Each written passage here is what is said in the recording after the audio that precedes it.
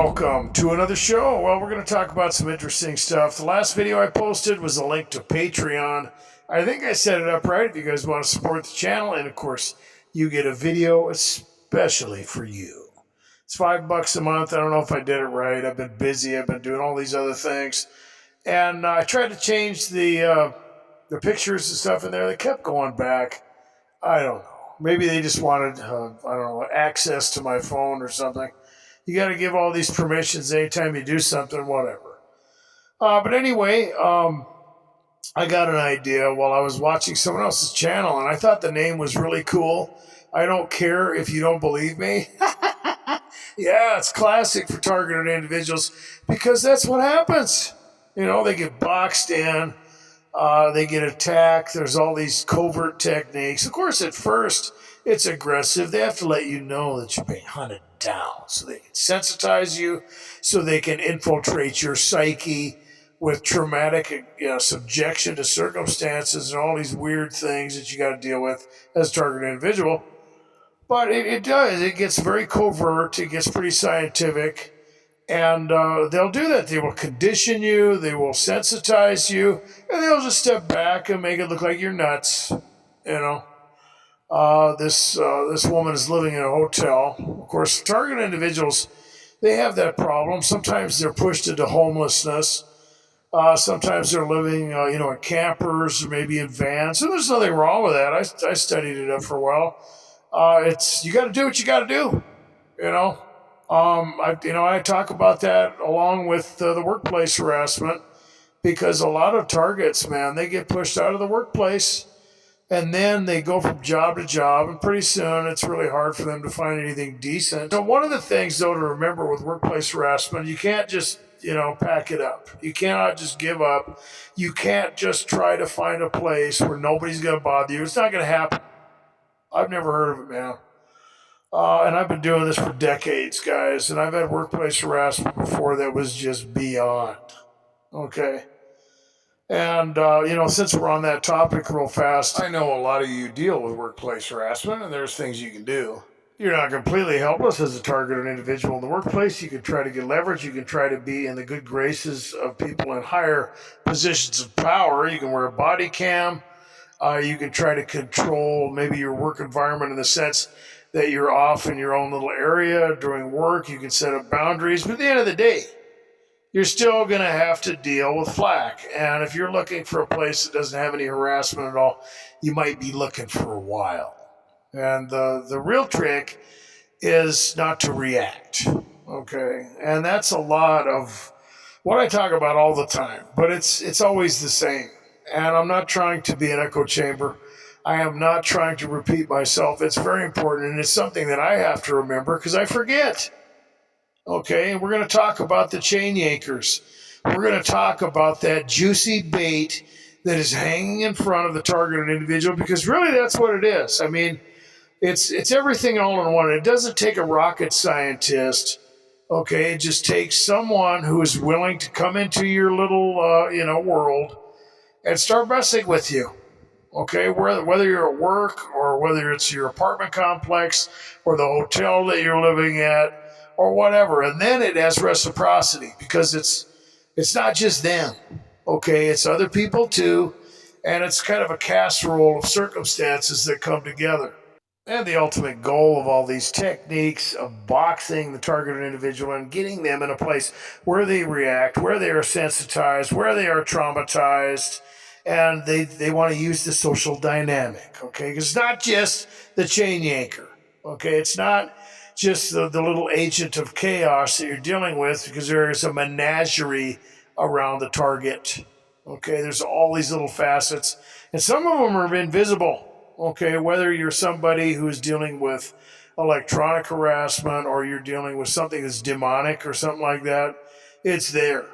And I've talked about the narrative that can be in the mind of the target. And that stuff is supernatural. And it can also be accomplished with technology. Okay? And it's just, you wake up in the morning, you're in a specific type of mood. Your dreams can be affected.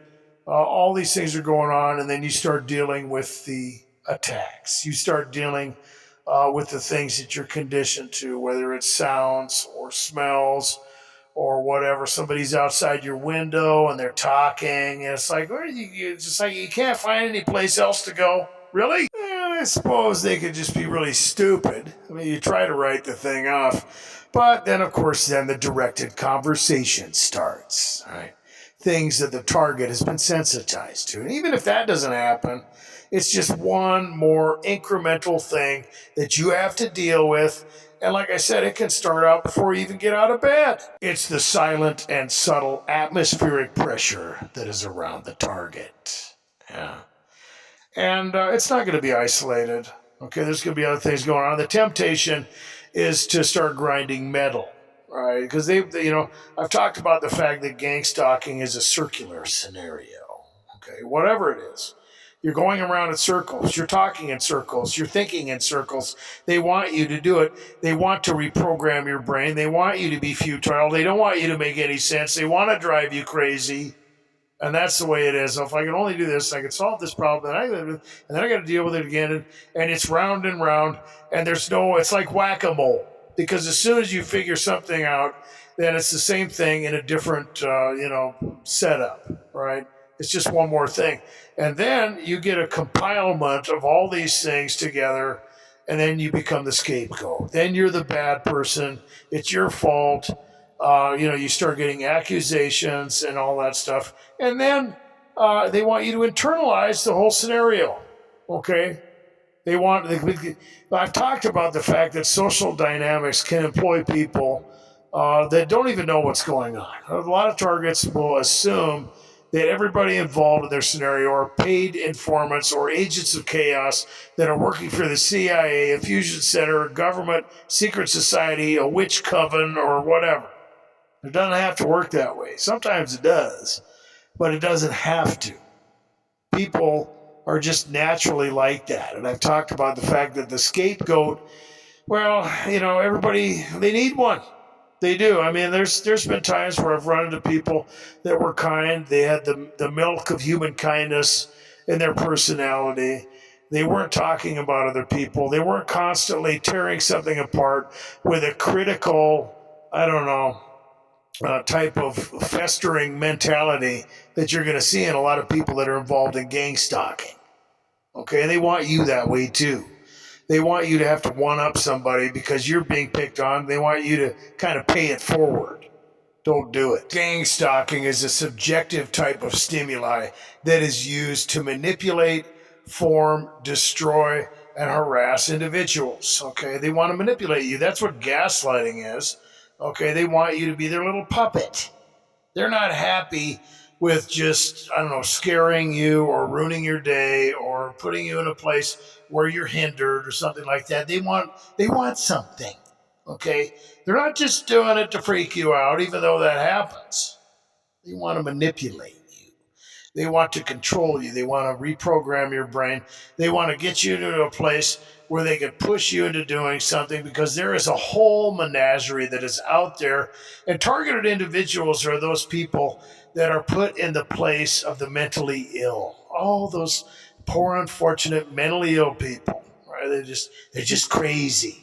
Or they just went nuts. Oh, the poor people, And nothing just happens. Okay, there are probably people out there who are subjected to things like brain infections or other types of physiological abnormalities, or maybe they've been subjected to trauma that had nothing to do with someone trying to gaslight them or drive them crazy. Maybe they were abused and stuff like that. There's things that happen. I'm not saying that psychology and psychiatry are completely 100% illegitimate. Okay, there are aspects of it that are good, but there's an agenda. It has invaded internal medicine. It's being pushed in the sense that Big Pharma is selling all these drugs, and some of them are relabeled, and it's ridiculous, okay? And a lot of that stuff, the science that goes along with it is bunk. And it's not just to sell, medication to a bunch of people. There's a lot of money being made, but now there's something even more horrific that's coming into play, and that has to do with people that want assisted suicide because of mental illness, right? And what do you have in the literature out there for these people? Oh, you've got bipolar disorder, you've got depression, you've got an anxiety disorder. Oh, and of course, it's going to get worse because most of these people, they're just in it for the money anyway. They want to sell drugs. When the person gets completely messed up on all this stuff, well, now, of course, it's going to get worse. We're not really fixing anyone. We're just trying to make them feel more comfortable. But now, well, I guess they're going to get the right to kill you. I mean, we had shock therapy, which is coming back, by the way. It always goes through phases where it's, oh, no, it works. Oh, no, it doesn't work. And then you have these people that have all these, memory problems and everything. And then the problem with shock therapy, now that we're on that for a quick second, is that, all the things that are traumatically instilled inside someone's brain are burned into it chemically. And when you use that type of therapy, you're erasing all the good stuff.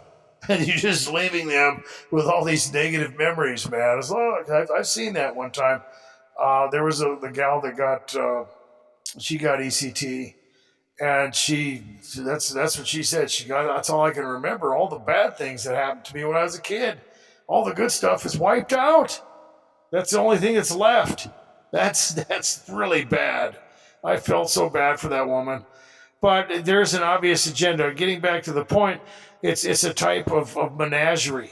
Okay, it's a way to obfuscate the truth, to hide this kind of harassment, to hide the government programs that are going on, and also to hide the demonic aspect of people out there that are being spiritually attacked. Oh, it's just mental illness. It's not something as demonic. Of course not. No, that's just a brain disease or something. Bad genetics. They just suffer from that. No, that's not what it is. But of course, targeted individuals are put in that place. We're the poster children for people who are being harassed, experimented on, and demonically attacked. Oh, they're just crazy. Yeah, they're just nuts. Nobody's doing anything to them. Nobody's bothering them. Nobody's really after them. It's just all in their mind, right? You're just hallucinating. And that's the purpose of all these little things that are around the target. The conditioning, the games, all these little methodologies, because you're going to eventually start to experience effects from all the stuff you're being subjected to. You're going to experience frustration. You might have memory problems. You're going to have a hard time concentrating. Everything is you might start having sleep deprivation. All these things are going to compile against the target. Okay? And then as soon as you do something, right? And remember all this stuff has been obfuscated. And as soon as you do something, as soon as you react, as soon as you have a type of confrontation, which we are getting back to the little juicy bait that I talked about, okay? Then the whole thing starts to cave in. Oh, look, they're freaking out. Boy, what's wrong with you? And everyone around them has been prepped. All the disinformation, the smear campaign, everything has been set up around the target. They're experiencing all the effects of the harassment. They might have become dysfunctional. There's all kinds of things going on, and it just kind of caves in on them. Okay, that's what it's designed to do. And then, of course, they just get away with whatever they want at this point. You've been discredited. You're in the place of the scapegoat. That social dynamic is at work, and the gloves are off. I'll give you an example of the juicy bait that I'm talking about. Like I said, it doesn't take a rocket scientist. And, you might be dealing with somebody who is professional. You might be dealing with somebody who's getting paid or, working for somebody or whatever. But it doesn't always have to be that way, okay? And I think a lot of these things are literally set up demonically. I know some of the people that I've dealt with in scenarios like this are definitely not working for the government. They are definitely not getting paid to do it, but it does happen that way too, okay? So I'm not pushing back on that. My emphasis is that it doesn't take someone special. Okay, it can be anything, because remember, the point I'm getting at is that there's so many things around the targeted individual. There's so much stimuli. There's so many little incremental, things that are going to torment you and bother you, that it's death by 1,000 cuts. Okay, it's the final straw on the camel's back, and here comes the little chain yanker. And what are they going to do? It doesn't have to be sophisticated, right? It just has to involve you being frustrated, you being incrementally pushed to the point where you're going to do something. That's it. That's all it takes. It doesn't take a rocket scientist. It doesn't take anything special. And there's a lot of things that I've talked to targets before. And they're like, man, you don't know what I dealt with, and they give me these extravagant scenarios where they deal with so much just horrific stuff where anybody else would have just freaked out, went and bought a gun and just started shooting people, right? And you make it through all those things, you make it through the tough spots, but it just keeps coming. And it's all those little foxes that come in and spoil the vine. It's all these little things that start to incrementally creep up on you. And that's what they've been waiting for. That's what they want to capitalize on. It's the crescendo effect. It's that place where they can manipulate you, where they can cash in on all these little games that you've been playing and all the frustration that's been building up. It's in these moments where they have max power to manipulate and destroy the target. Some of the people out there that are experiencing gang stalking, this isn't like a government experiment to where they want to keep you around or something. This could just be something to destroy you, all right, to get you incarcerated or locked up in a mental institution or whatever. 1,001 ways to get rid of a whistleblower. Or maybe it's one of those social coercion games. You're dealing with a secret society or a witch coven or something like that. There are occult aspects to gang stalking, and there's a lot of things involved, and it can manifest in a lot of different ways. And I talked about that in that video, Demons and Secret Societies. Ultimately, I think, in my opinion, it's the devil's plan to destroy you, to devour. And that's what they do. That's what the kingdom of darkness does. They kill, steal, and destroy. It's very clear in the Bible.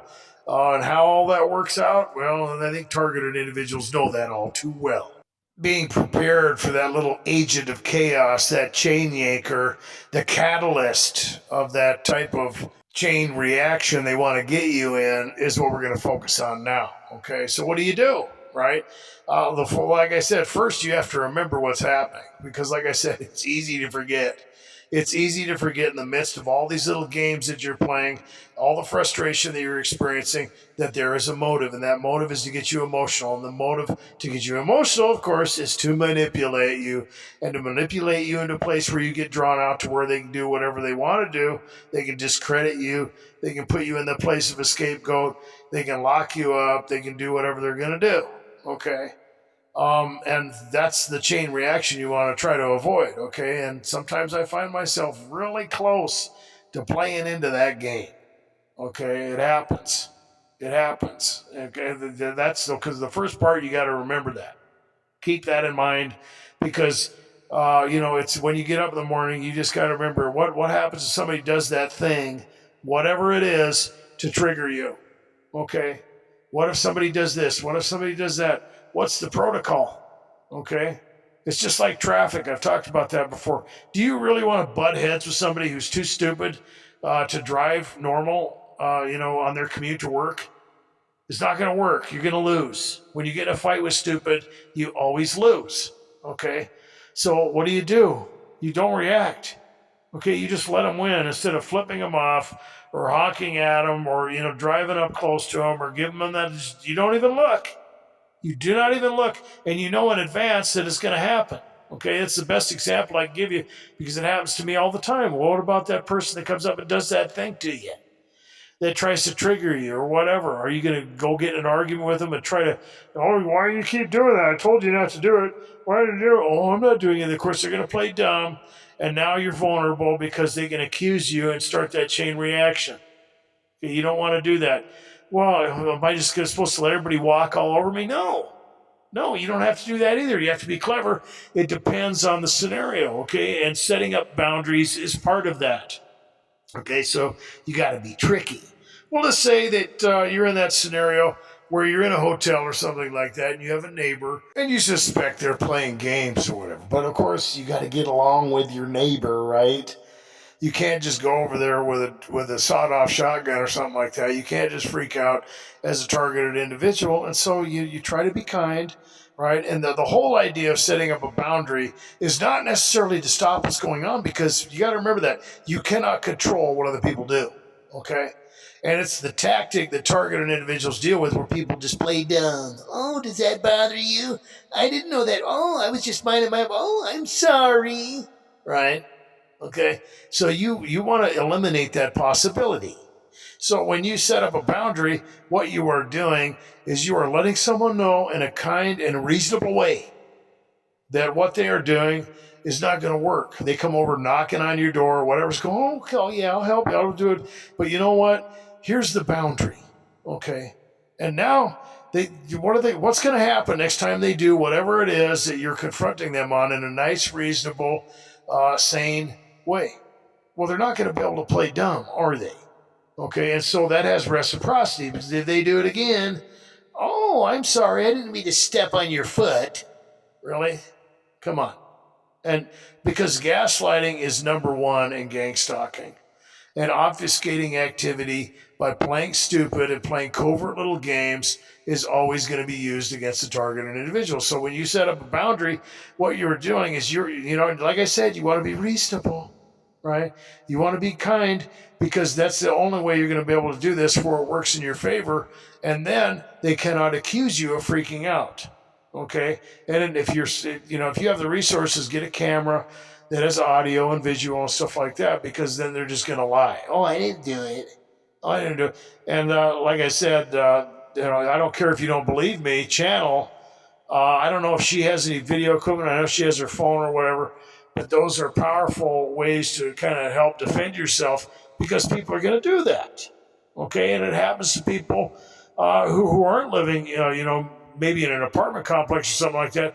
Maybe they have a standalone dwelling or whatever, but if you have a security system, people aren't going to be able to pull up next to your house and play their music and, thump the bass or throw things at your dwelling or just, attack your personal property without there being some kind of evidence. Okay? Or at least a threat that you might get some evidence. Sometimes they play some pretty sophisticated games as far as the technology and, hacking into your security system or whatever. But whatever, you got to do something. But when you set up those boundaries, that's the first thing. Okay, so what's first? You have to remember it's going to happen. You have to remember they're going to use the conditioning and triggering on you. The next thing you have to do is set up a reasonable boundary so that when they cross that boundary, they can't just, oh, I didn't know, I'm sorry. No, they're not going to be able to play that game with you, and it's going to be obvious. Okay, and then you want evidence. You got to remember, a lot of this is just gaslighting, lying, disinformation, boxing the target in so they can be discredited. And the last thing you want to do is help them out. Okay, and if you do react, if you do get angry or something like that, at least have proof to say, hey, this is reasonable. This is a reasonable reaction. Okay, this is what's going on. And you also have to remember, though, before you do that you never know really who's going to be in on this stuff, and you can't expect people to fight for you. Okay, you want to pile it up until it stinks to high heaven, to the point where nobody can argue with you. Okay, but at the end of the day, if you've done all these things and people are still doing, well, it's pretty much on them. I would recommend at that point just praying, or if it gets too aggressive or whatever, think about leaving or whatever. But you're gonna have to make that decision when you come to that crossroad. But the point is, you don't want to get called out. You don't want to let them start that chain reaction, because all targeted individuals fall for that. Okay. And it's the same way when targets start talking about this stuff with people. Okay, they try to explain it to a doctor or maybe even a family member that they trust. You have to remember what kind of a scenario you're in. Okay, so when you're doing that, when you're using the evidence, when you're dealing with all these things, the last thing you want to say is, I'm a targeted individual and these people are, being hired by the government. If you got evidence that's on video or something like that, to say this person in an individual sense is doing this. The last thing you want to do is try to connect all these things together, man. It started when I was 5 and I was at the circus and there was a clown that came up to me, and then I was in the MK Ultra program, and then I ran into the Freemasons, and now these people are working for the Fusion Center. Don't try to collaborate this stuff together. These people are attacking you on an individual framework. You want to keep it on the level. You don't want to try to explain a bunch of stuff, and just deal with it if possible. Okay, but at the end of the day, it's pretty much on them. If you've done everything, pray, ask God to help you. That certainly is something that you can always do. And even if He doesn't stop them or bring it to light, the Bible promises that God is going to give us peace that surpasses all understanding. And I've had that happen before where I was like, I don't know what to do. This stuff is going on. I don't know what to do. Well, I'm just going to give it some more time. I'm going to ask God. Okay, I don't have to figure this stuff out. I do not have to control other people. I don't have to have the perfect master plan. There's only so much you can do. And at the end of the day, just remember they want something. So even if they are still bothering you, they're not getting what they want. Okay, that's important. The final 800-pound gorilla that you're going to have to wrestle is you are going to get angry. You are going to have emotions. I'm not telling anyone to deny that. I'm just saying don't give them what they want. Realize that if they're doing it for nothing, they're going to get frustrated. But, okay, there's still a lot of energy to deal with, especially if you're having a bad day already. Is usually what happens, okay?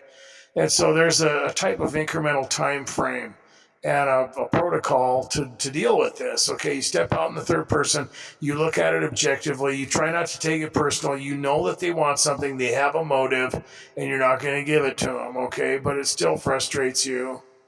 The last thing you want to become is psychosomatic and start trying to figure out what God is doing. Never do that, okay? Because he knows what he's doing, okay?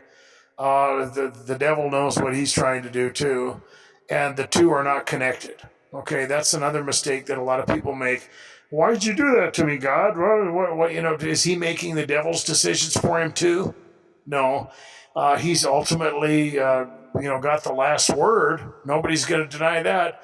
But in order for all this stuff to be real, God is doing what he's doing. The kingdom of darkness is doing what they're doing, and you're doing what you're doing. Okay, and you're making your decisions. They're making their decisions. And God is trying to work this out in your favor. Don't be psychosomatic, okay? I hate it when people do that. I'm not going to get into a sermon right now and talk about determinism or whatever, but you have to keep it real. The other thing you have to remember is that, if you start trying to deal with it as far as, thinking about it or mulling it over or trying to prove how right you are, because that's usually the bait. It's usually something that's ridiculous. It's unfair. It's totally unjust, and just drop it, man. Okay, they're ganging up on you. Of course, it's not fair. Okay, you don't have to prove how right you are to anyone, let alone yourself. You don't have to mull it around in your mind. You want to let it die. You want to let it dissipate. You want to get rid of the energy. Last thing you want to do is give it power by thinking about it. Okay, look at it for what it is. It's insignificant. It's cheesy. It's underhanded. It's unjust, and that's it. And you don't need to be thinking about it because you're above it, man. You are. And, after about a half an hour, that energy is going to start to dissipate. You don't have to prove how right you are. You don't have to show the world what's going on. What they believe doesn't matter. It's just like the name of the channel. I don't care if you don't believe me. You know that you're above these things. They've discredited themselves. They've turned themselves into slime by playing these games with you. And it sucks that you have to be subject to their heinous activity and their childish, insignificant, stupid, cheesy little games. But, you got to do what you got to do. So remembering all these things, remembering that it is scientific, it is incremental, it does creep up on you. Sometimes it could be, silent. It's atmospheric, and it all works together. Just like us targeted individuals, we have to work together. Well, guys, be good to yourselves. Be safe.